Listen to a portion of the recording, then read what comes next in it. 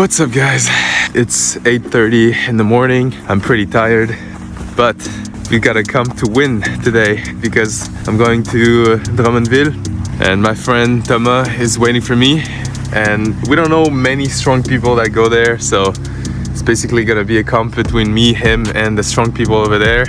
But I got some chances of winning, so I'm really psyched, and I've never went to that gym, so I just can't wait to try another one and try some cool boulders. So let's do it.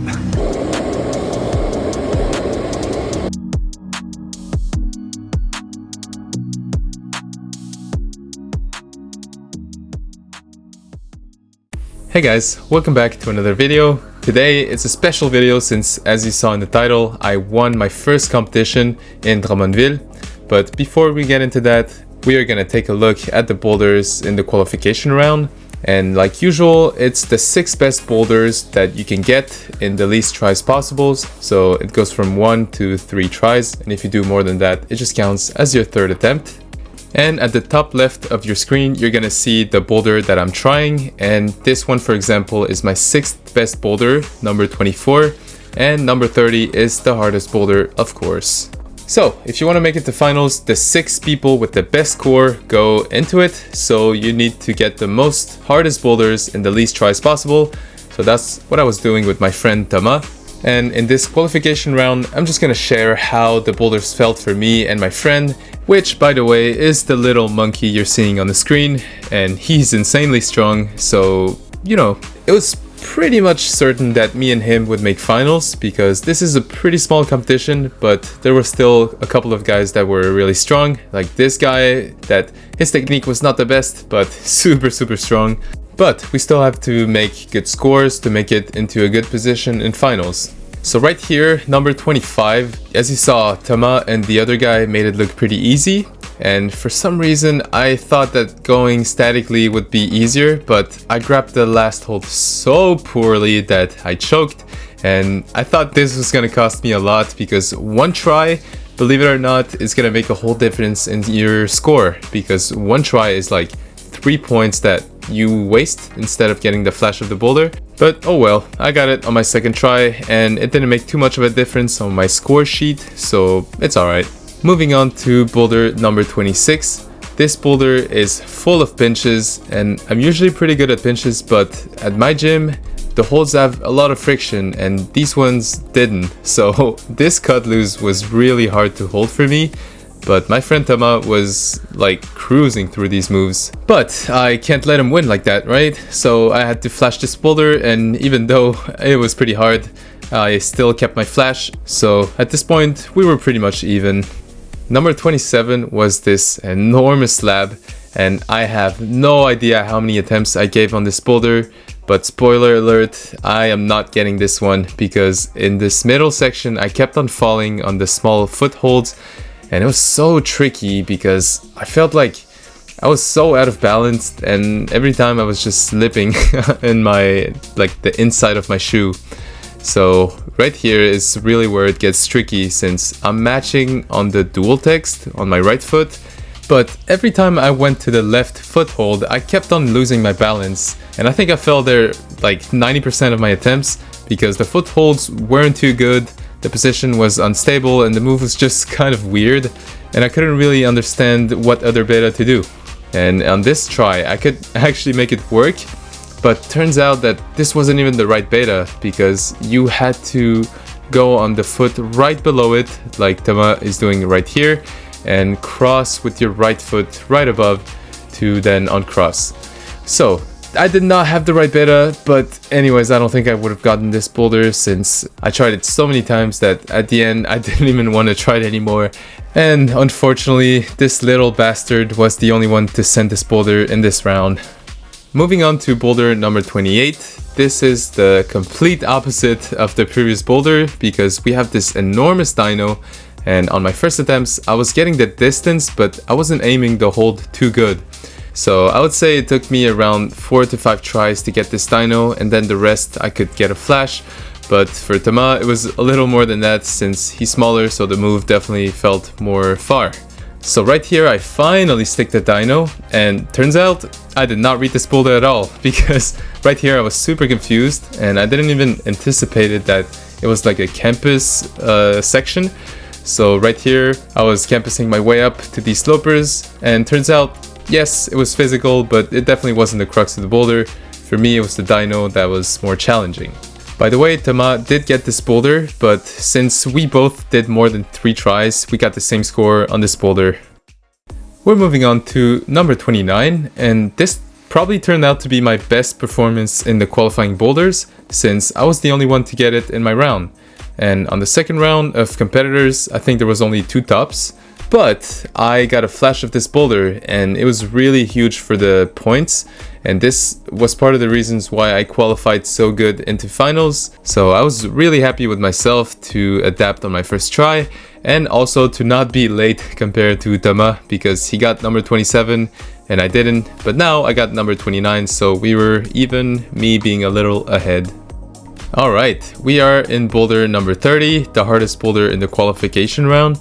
And this turned out to be insanely hard physically. So for me, this sloper on my left hand was so damn trash that I could barely hang on into it.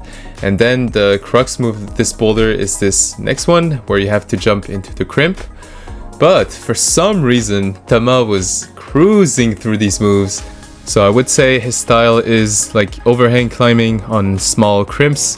So this really fit him, and then he could do this move consistently, which was crazy because it took me a couple of tries to get it, and he could get to the last hold like 5 times. So he definitely choked a couple of times up there, but it was really impressive of him almost flashing this boulder, and it would have really boosted his points up.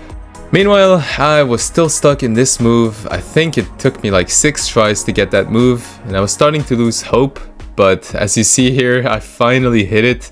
And I was feeling so solid on this crimp on the right side, but damn, my left foot slipped, and it was so tragic because Thomas sent this boulder in this attempt. So if I wanted to have a good position into finals, I had to get this boulder to at least keep up with him.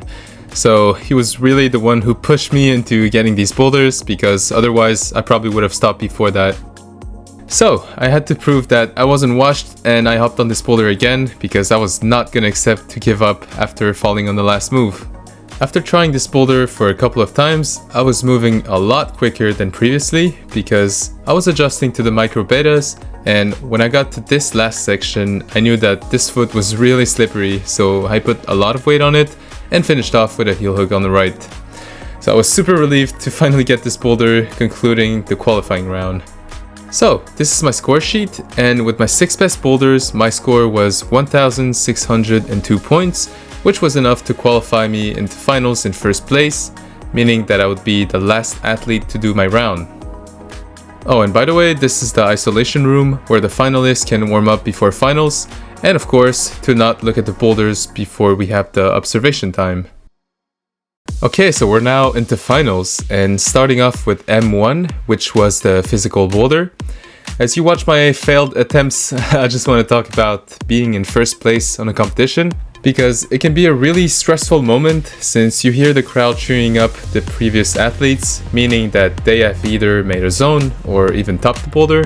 So that definitely adds up some pressure, because you kind of know that if you don't make progress on the boulder, then you won't have an advantage compared to the other athletes. But honestly, I think the best thing to do is to just stay calm and to tell yourself that you're gonna give it all on the 4 minutes you have on the boulder. Alright, let's look at my attempts on M1 now. Some tries were a little boring because I kept trying the same thing, hoping that I could generate a little higher to reach the 2 slopers. However, I decided to keep the whole final because I think it's important to share how much progress I made on the boulder in 4 minutes, and to also see my comp strategy, if it's good enough, if I'm taking enough rests, if I'm doing too many attempts. So I just think it's important to see if my strategy is good. And right here, for example, we can see that I'm doing a lot of attempts and I'm not really making progress and even running low on energy. And I think it took me like 6 to 7 tries to switch up my beta, because I I almost thought it would work, but then when I switched it up by keeping the 2 feet on the start position, I could generate a lot more and finally get this first move that caused me so much trouble. However, right here you see that I did not control the zone. Even though my hand was on it, my foot slipped and I was just not controlled. So I knew that I had to give it another attempt to at least control the zone and get the point, or all of this would have been pointless. So right here, this was my last attempt. I had 30 seconds left and it was crucial for me to get this first move because I was running low on this physical energy and I could finally grab the zone. And even though I choked the ending, I was really proud to get the zone because that made the whole difference for the points. We're now on M2 and this is the coordination boulder. So when I looked at this boulder in the observation period, which was 1:30 per boulder, I thought I was gonna get completely demolished because big coordination moves like these ones are really not my strength. I remember thinking that M1, the physical boulder, was probably gonna be the boulder that I would top the most, but as you just saw, I barely got the zone, and I knew that in order to win the comp or at least get a good score, I had to get the zone or the top of this boulder. But for me, grabbing the sloper and then landing on the foot to jump again, it just seemed impossible. So I told myself, alright, I'm gonna throw myself over there, and every attempt I was generating better and better and gaining more distance. So I actually started to think it was possible to just go straight to the zone. And the thing is, it can be really risky to try the same beta every single try for 4 minutes straight. But when you feel that you're close to sticking it with that beta, like I did on this attempt, going 2 hands into the zone directly, I was like, alright, I'm not giving up here. I know that this is possible and I'm way too close to switch my beta, so I'm just gonna stick to this one. And look at this attempt. I finally hit the zone. After a couple of attempts, I understood how to generate better to get the zone, and even this last move was a little tricky because the hold was not too good, but I could get the match of the last hold and top the boulder. As you'll see here, I feel a little shaky on the match, but they awarded me the top and I was really proud because I could not get this boulder again in the remaining 30 seconds, so I was really glad that I got the top. And also to get the coordination boulder because this was the one I was the most scared of. And we're finally at the last boulder of this final, which is M3, the slab boulder.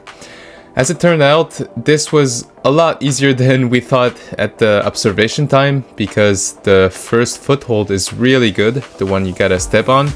And then getting the zone, I think all of us got the zone, but this top section was definitely tricky since you have to do this cross with your foot, but releasing is really delicate because when you try to uncross, you sort of lose this balance and you immediately fall because the foot are not bad, but you just stay away from the wall. So that's definitely tricky to get in 4 minutes, but at least this is not consuming too much energy, so you can just keep on trying it a lot of times. But the tricky thing to do is to just keep calm and, you know, try to really move slowly to not lose your balance. So this is my third attempt and I messed up the beginning once because I didn't take my time. I tried to rush it, but on my first attempt I got to this top section and I knew that this move was definitely tricky but doable, since if you transition a little more to the left, then the move will not feel too bad. But as you just saw there, I did not take my time. I rushed it a little bit and I knew I had to be more delicate, but it's so hard because you just want to uncross it and it's just a weird position you're on. And that's really what they're trying to test you in these labs. The route setters know that this boulder is not too hard. This was probably around, I don't know, V7, V8. But the hard thing to do is to just stay calm, and on this move take your time because you don't want to stay out of balance.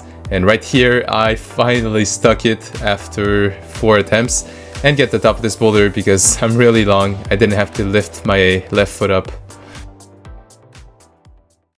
So this concludes this competition. In my perspective, I climbed really well in qualifications, and in finals, I don't think it could have went better for me. I adapted so well on the first boulder to get the zone The second one, I don't even know how I did that jump. Honestly, I'm pretty bad at dynos, but I somehow just flew into the zone. And on the third one, I could stay calm and adapt to that movement, and I feel like I just climbed perfectly for my level, and I'm just really proud of this performance. So, the competition was amazing, it was well organized, the finals were awesome, the audience was insane, and I just had a great time with my friends. Anyways, I hope you enjoyed watching this video of me winning my first comp. If you did, don't forget to like, to subscribe if it's not already done, and I'll see you guys on the next video.